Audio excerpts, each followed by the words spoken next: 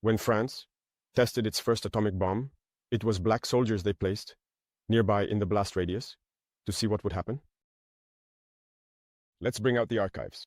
Everything they've used against Africa is terrible.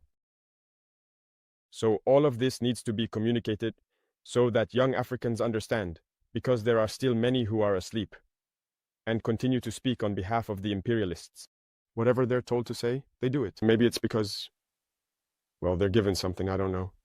But Africans need to understand their history and wake up.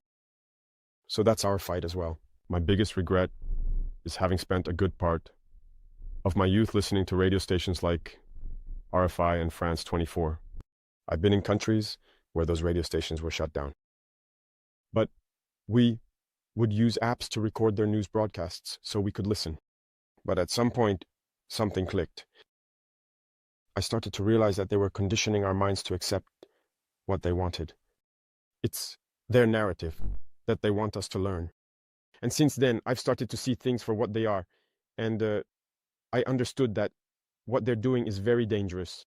And today, more than ever, I realize that they have conditioned the minds, especially of Africans. So, you can play a big role in awakening the consciousness of young people so that people understand how the world works and don't let themselves be led astray by those people.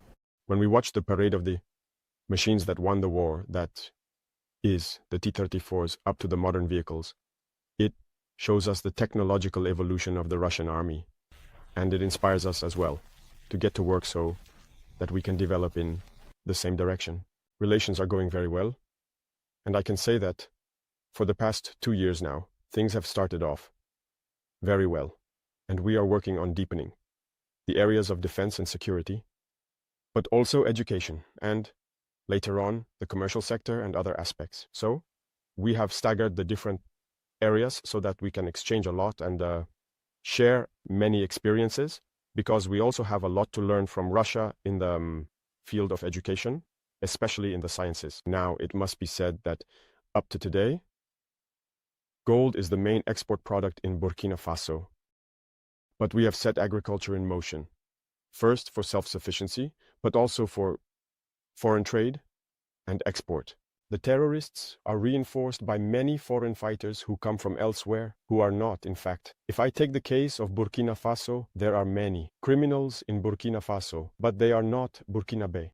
There are also trainers who come from many countries to teach them a lot of techniques. But what is their interest?